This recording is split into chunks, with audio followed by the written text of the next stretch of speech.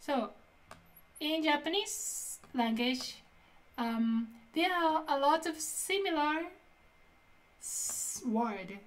As we learned before, do you remember candy? Dan-san, do you remember candy? 覚えてる？ Candy. We learned candy. In hiragana? Yeah, hiragana. What was Japanese?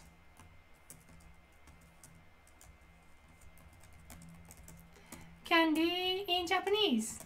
Ame? Candy is ame. And rain is rain is ame.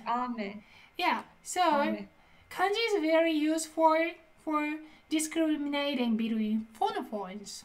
So homophones such as this one, candy and rain, which occur quite often given the limited numbers of distinct sounds in Japanese. So Japanese sounds limited in terms of numbers. Therefore, we share the same sound, but we differentiate them with pitch. But if you can't listen, how still you can differentiate them? You can differentiate by kanji. Yay!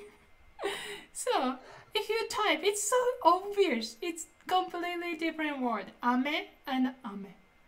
Ame and ame. That's another helpful point of kanji.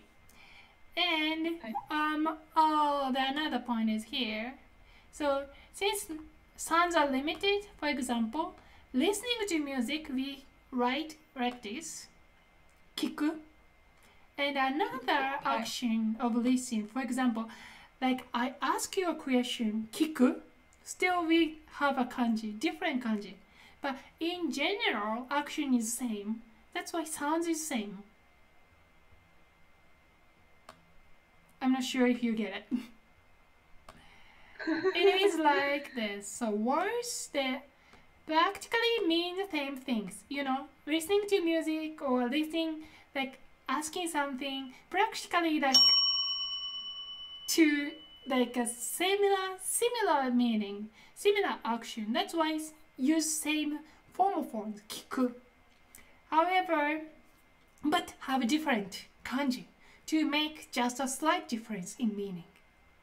So you're gonna learn this type of different kanji, slight different kanji in like kanji practice. Okay, and I do not have much time, but I really want to talk about a little bit tips for learning kanji today. So, I recommend, first of all, tackle a few kanji each day. Not many, just few. But please begin today. And what should I start? Where to begin? So please write a kanji you just encountered today. 例えば the kanji we learned today is, for example, 行く. Obviously, 行く is a very, very common word. So please go for it. Let's write down 行く and 食べる today. Another kanji I see, for example, 買う. We use a lot. If you use a lot, please write it down. Or home. So, my recommendation is that just pick a kanji you just encountered today. And why? Because we need a context. And without context, it's just a studying. But with context, it's a acquiring a learning. So, I don't want you to just, impose yourself to write like ambiguous kanji we are 2 years, because I did a lot for English learning, like ambiguous vocabulary where to use, and once I came to the United States, I don't know, where 2 years. It's just so boring study, like it's easy to discourage you for learning kanji. I hate it. So just write kanji you just encounter through your practice. Okay. And the interesting point I want to introduce is kanji has onyomi and kunyomi. basically, so even if one shape it might has a different reading. And we learned like previously. はい。This year, 今年。And what is New Year, ダンさん。いや、新年。そうです、新年。So, same kanji but pronounced different. Why? Basically because it has Japanese sound and Chinese origin sound. 年、今年。年、新年。去年、来年。That's one point. And kunyomi is basically used for stems. For example, 食べる。食べる、食べない。It's conjugate. So, it's basically 訓読み。行く、行かない。It's conjugate. So, it's 訓読み。But please do not stress yourself much about 訓読みor 音読み. It's whatever. Just take it for now. Because you're gonna get a sense of idea what is 訓読み and what is 音読み or why they categorize two groups eventually. Okay. Onyomi is basically appeared just one kanji like a nouns or a compound. But not think too much. Like kanji here. This is compound. That's why this is onyomi. Okay. But anyway, I just want to introduce very quickly the very important point to learn kanji. 3 points. First, font. As we explained a very like previous lesson, in a computer system, show the letter very differently, right? So this is hiragana, and which font are they gonna use? And shapes are so different. Sometimes lines are separated, sometimes lines are connected. And in that lesson, I recommended to use textbook font. And in Kanji's world, I found this today.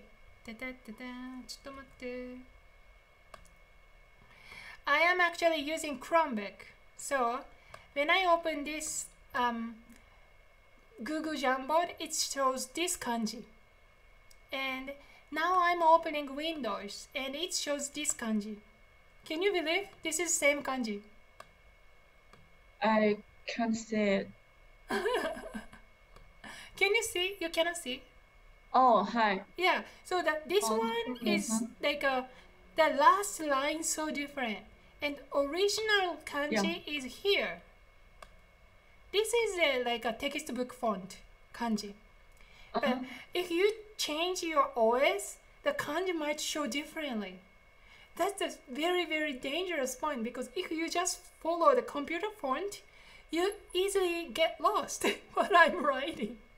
Why nobody can read my handwriting? Because you didn't follow textbook font.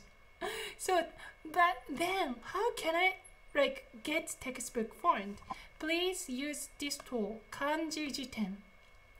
So Kanji Jiten is this kind of homepage. You can type Kanji Jiten. Then here, okay, let's better hiragana. Kanji Jiten, and this is the one I usually use, Kanji Jiten. Then if you type kanji or paste, then they show here like this. And in here you can notice there is a stroke order. Yeah. And why it's important is today we don't have time. So we're gonna talk about it later or next time or sometime. But it's very good to learn. And also it's very good to learn how balance the kanji. I just want to share this one video I like. So in writing, we have 3 kinds of letter. Stop line, stop line, 止め払い sweep. Next, 羽 check line 羽 止め stop line. So it's combination of three lines. 止め Stop line, 払い sweep line. So if you see from the computer, the line is always the same, right? And you don't know what is stop or what is sweeping line or what is check line. But if you see textbook font, it's obvious and it's easy to notice. So and we recognize the words, these factors. That's why if you didn't follow these three kinds of lines, your handwriting wouldn't be understood. So stop, check, sweep. Let's see how it goes with kanji.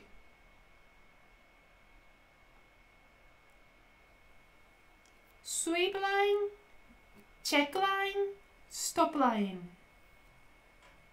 Stop line, stop line, check line, stop, stop, stop, stop. Stop. So fast. Okay, so stop line, sweep line, stop line. And another important point, other than stroke order, is very important balance. As you see in this video, they are writing on the mesh grid line notebook. Japanese students start with grid line notebooks. So I strongly recommend you to use grid line notebook because you need to know what the parts are located. For example, this one. The first line should be above from the center line, and mainly the shape should be in the center. And for example, this is so, or for example, me. You make a bubble in the left and lower left, or 止め making the bubble on the lower right side. That's all balanced. And if you follow, your handwriting will be understood. Yay! Okay, this is my favorite YouTuber, Shodoka Takumi-san's channel. So please take a look if you're interested in. That's all it for today. Thank you. I know I talk so fast. Yeah, because there are a lot of information here. Yeah, because I'm very surprised. Like people don't know this kind of basic information, and just started. And I think that it's very important to why you're doing or what's the background, or otherwise you don't follow the stroke order, or you just follow the computer font, or but if you know, it's easily avoidable. But if you don't know, but still you can continue that, your practice entirely 1 year, 2 year, 3 year. It's hard to fix. For example, this kanji is so tragic. If you write down this kanji, I will never understand, But it's so lame because no one tells you in the computer world. I even feel like it's dangerous, right? Anyway, good. Okay, Dan さん。じゃあ今日はここまで。